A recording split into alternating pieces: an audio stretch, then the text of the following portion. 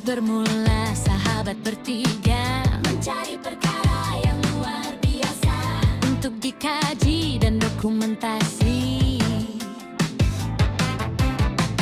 Sahabat sejati mengenal pasti tiada realiti dan juga fantasi, merekam semua bukti misteri.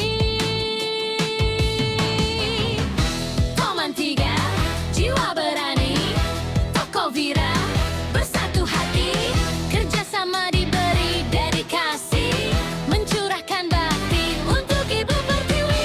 Kisah bermula sahabat bertiga mencari perkara yang luar biasa untuk dikaji dan dokumentasi. Toman 3.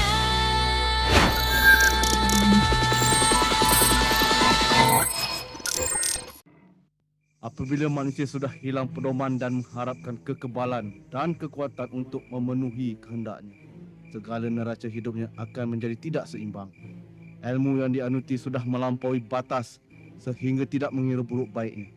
Tetapi bagi yang masih waras dalam menentukan keamanan sejagat, mereka akan menjejaki dan menamatkan angkara petualang ini sehingga ke akhir zaman. Kita tidak akan membiarkan manusia yang bersifat jelmaan haiwan sebegini berkeliaran di muka bumi ini. Aku tengok kau dari tadi macam orang cemas saja, Razak. Kenapa? Ada apa-apa yang tak kena ke? Entahlah, Rajit. Malam ni aku rasa semacam je. Macam ada benda tak baik nak jadi. Hish, apalah awak cakap itu macam? Kita hari-hari jaga sini semua okey apa? Ya, betul. Tapi aku nak buat macam mana? Perasaan aku ni bukan aku buat-buat. Awak jangan risau, Razak. Kalau ada apa-apa mau berlaku, kita ada ini kawan, untuk protection. Apalah ini, Razak? Hari-hari kita jaga ni tempat semua okey. Apa pasal ini hari juga dia mau ada lain macam feeling? Macam mana keadaan kat situ, Rajit? Tak ada apa-apa masalah. Tapi ada bau lain macam lah kat sini, Razak. Bau? Bau apa? Macam itu bau lah. Itu macam dalam zoo juga. Harimau! Apa hal, Rajit? Rajit! Rajit! Tolong aku, Razak. Rajit! Rajit! Kenapa dengan kau, Rajit? Ish! Apa hal dengan si Rajit ni? Baik aku pergi tengok. Patutlah dari tadi aku rasa semacam je. Ha? Ya Allah!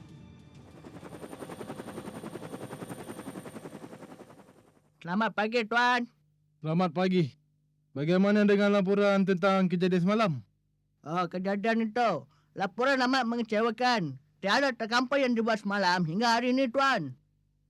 Si mata satu amat licik orangnya. Tiada tanda atau kesan untuk menangkapnya.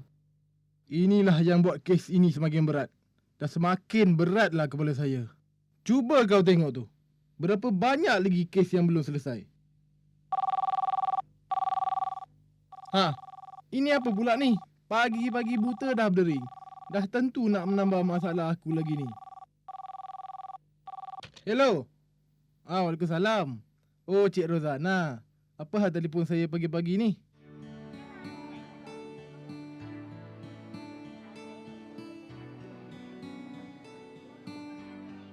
Dah hampir 4 bulan Tuan Inspektor menyiasat kes penjenayah mata satu ni. Tapi sampai sekarang tiada sebarang berita terbaru yang Tuan dapat berikan pada saya. Saya tahu tentang perkara tu, Cik Rozana. Bersabarlah. Saya bukan nak menekan Tuan, tapi orang ramai juga perlu tahu bila tertangkapnya penjenayah yang paling ganas itu. Sebenarnya kes ni ada banyak perbezaan dari kes-kes yang pernah kami hadapi, Cik Rozana. Perbezaan yang macam mana, Tuan? Biar saya berterus terang sajalah. Apa maksud Tuan? Maksud saya, asalnya dia adalah manusia seperti kita, tetapi dia mempunyai kebolehan untuk bertukar rupa menjadi seekor haiwan yang ganas. Betul ke apa yang Tuan cakapkan ni? Itu maklumat dari siasatan saya. Jadi, saya kira berita sebegini sudah tentu sukar diterima oleh pembaca. Itu sebabnya saya tidak dapat memberi maklumat sepenuhnya selagi penjenayah itu belum tertangkap. Jauh lagi ke kampung kau ni, Faizal? Tak jauh dah. Lepas je kita lalu kat Pekan ni, sampailah.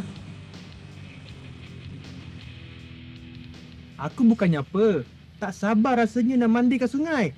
Dah lama tak rasa suasana kat kampung. Oi, kita datang pasal ada tugas lah, bukannya nak berseronok. Woi, korang dengar ni. Mengikut email dari Rozana, pertemuan pertama kali manusia ganjil itu berlaku di kawasan kampung ni. Dan mungkin ada kaitan dengan penjenayah mata satu yang buat rompakan baru-baru ni. Tapi sampai sekarang pihak polis tak berjaya menjejakinya. Bab tentang manusia ganjil tu aku kurang faham lah. Tolong ceritakan sikit ke aku.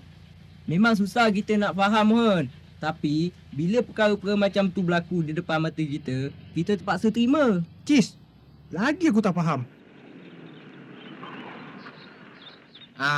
Ini tak lain mesti budak universiti nak buat kajian lah tu.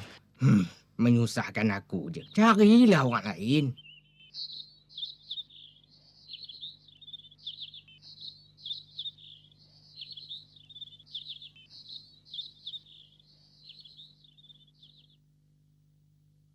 Apa yang korang bertiga ni minat sangat nak tahu pasal harimau jadian tu? Kami dah buat kajian awal tu. Orang yang dicari oleh polis tu mungkin ada kaitan dengan perkara ni. Dan mengikut ceritanya, dia tu berasal dari sini. Maksud kamu mata satu yang buat rompakan baru-baru ni kat Kuala Lumpur tu? Begitulah tu. Bukankah perkara macam ni kita serahkan kepada pihak polis saja? Itu betul tu. Penjenayah tu kita serahkan pada polis. Tapi yang aneh dan ganjil tu, kita orang nak kaji dan selidik. Kamu bertiga ni pelik sungguh.